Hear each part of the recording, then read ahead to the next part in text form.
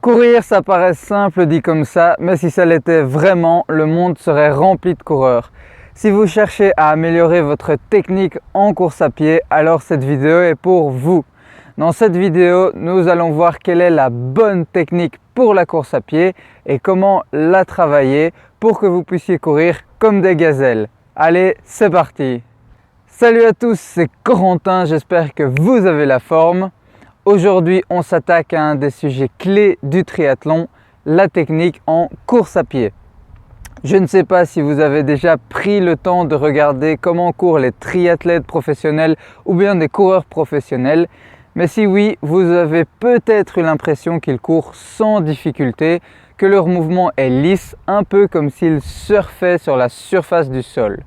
Mais une bonne technique de course à pied ne vous rendra pas juste plus élégant quand vous courez. Cela vous permettra aussi d'aller plus vite, d'économiser plus d'énergie et surtout d'éviter les blessures. Donc c'est parti pour les 7 points d'une bonne technique de course à pied.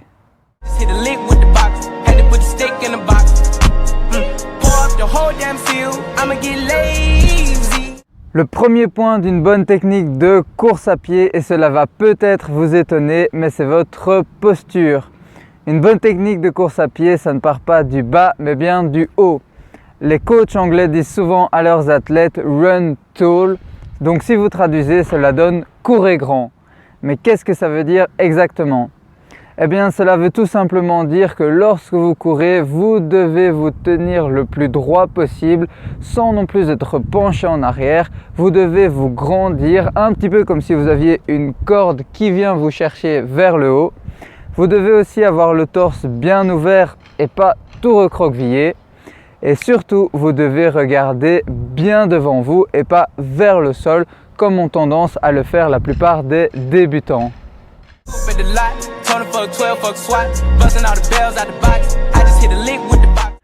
Le deuxième point est votre appui au sol. Votre foulée, donc le mouvement de vos jambes lorsque vous courez, peut se décomposer en 4 phases. Il y a d'abord la phase d'appui au sol, ensuite la phase de poussée, ensuite la phase où la jambe revient vers l'arrière et la phase où la jambe va vers l'avant avant de reprendre l'appui, etc. Votre appui au sol est donc la première phase et il y a 3 types d'appui en général que l'on retrouve le plus souvent. Le premier, c'est avec l'avant du pied, c'est celui qu'utilisent souvent les sprinteurs, même sur la pointe du pied. Il y a ensuite le médio-pied et puis l'attaque talon. L'appui le plus utilisé par les coureurs d'endurance, par les bons coureurs d'endurance, est l'attaque médio-pied.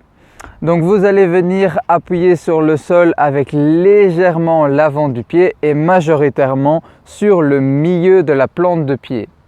C'est une attaque très efficace qui vous permettra de maintenir une posture assez droite lorsque vous courez, qui permettra de bien absorber les chocs, en tout cas beaucoup mieux que l'attaque talon qui est beaucoup plus rigide, et donc de courir plus efficacement, et qui dit courir plus efficacement, dit courir plus vite, ce que l'on recherche tous.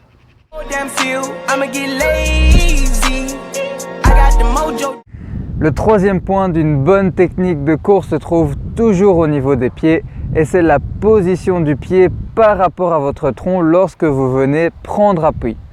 Donc en fait, lorsque vous venez prendre appui avec votre pied sur le sol, pour pouvoir vraiment pousser et restituer toute l'énergie, il faut que votre pied se trouve en dessous de votre tronc et pas devant.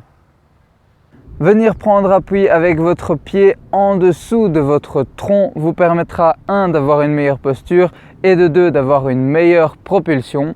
Pour cela, vous pouvez faire 2 exercices. Le premier est un exercice où vous allez venir lever les genoux très vite en alternance en veillant bien à ce que votre pointe de pied atterrisse en dessous de votre tronc. Et le deuxième exercice est un exercice où vous allez faire le contraire. Vous allez venir taper les fesses avec le talon, de nouveau en veillant bien à ce que la pointe de pied revienne en dessous du tronc.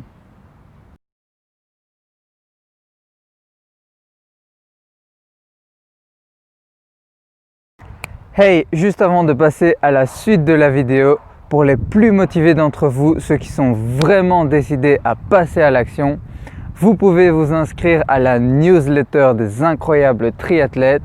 De la sorte, vous recevrez chaque matin un email super motivant et plein de bons conseils pour débuter en triathlon ou le continuer. De ma part, chaque matin dans votre boîte mail, c'est gratuit, c'est cadeau, donc allez-y.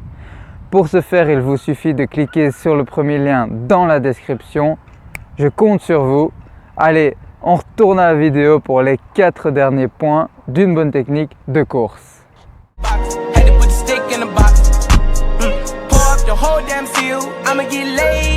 Le 4e point concerne vos fessiers, car c'est bien de regarder ce qui se passe devant vous, mais il faut aussi prêter attention à ce qui se passe derrière votre dos.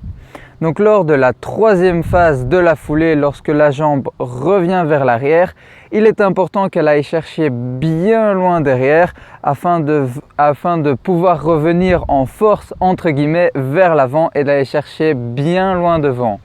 C'est un petit peu comme un mouvement de balancier et si vos fessiers sont trop tendus, vous n'aurez pas une assez grande amplitude de mouvement, ce qui va faire que vous aurez une petite foulée assez saccadée.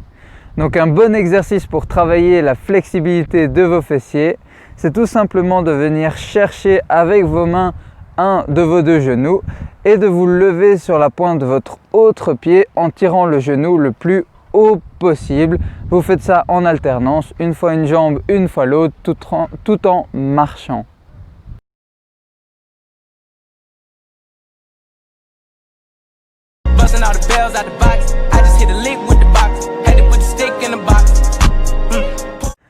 On retourne un petit peu vers le haut du corps pour le 5e point qui est tout simplement les épaules.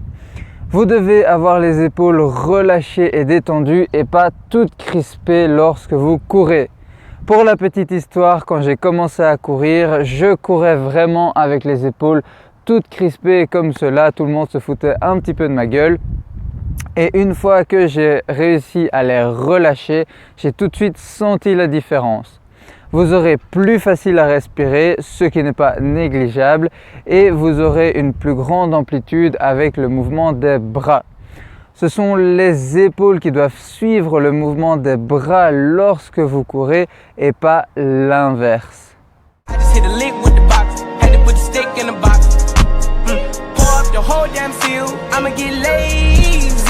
On redescend juste un petit peu pour le 6e point, les bras. J'aime bien voir les bras en course à pied comme une 2e paire de jambes car ils permettent de maintenir l'équilibre, d'accompagner le mouvement et de nous propulser. Essayez juste de courir avec les bras le long du corps une fois et vous verrez leur importance. Tout comme les épaules, vous devez avoir les bras bien relâchés et détendus pour pouvoir aller chercher le plus loin possible lorsque vous courez.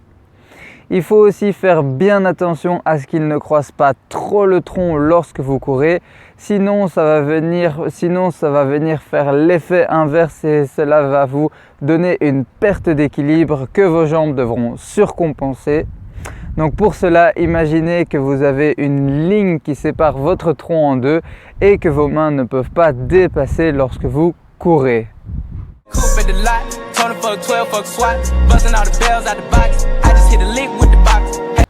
Le 7e et dernier point d'une bonne technique de course est au final relié à toutes les parties de votre corps, c'est votre respiration. Ça paraît simple dit comme ça, mais ça ne l'est pas tellement, surtout lorsqu'on fait un gros effort. Vous devez apporter un maximum d'oxygène à vos cellules et pour cela, il faut avoir une respiration profonde. Une astuce toute simple pour savoir si vous respirez assez profondément, c'est tout simplement de mettre votre main sur votre ventre et de respirer normalement. Si la main bouge un tout petit peu, ça veut dire que vous ne respirez pas assez profondément. Donc efforcez-vous d'avoir une respiration bien profonde où vous venez emmagasiner un maximum d'air lorsque vous courez. Et au niveau de l'inspiration et de l'expiration, à chacun son truc. Perso, lors d'un footing assez calme, j'inspire par le nez et j'expire par la bouche. Et pour les séances plus intensives, j'inspire par le nez et la bouche car la bouche permet d'inspirer beaucoup plus d'air d'un coup et j'expire par la bouche.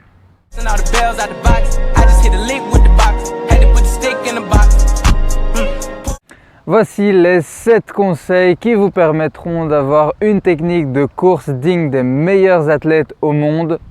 N'oubliez pas non plus que des chaussures adaptées à votre morphologie, les étirements et les exercices de mobilisation articulaire vous permettront d'avoir une technique plus adaptée à vous et plus efficace.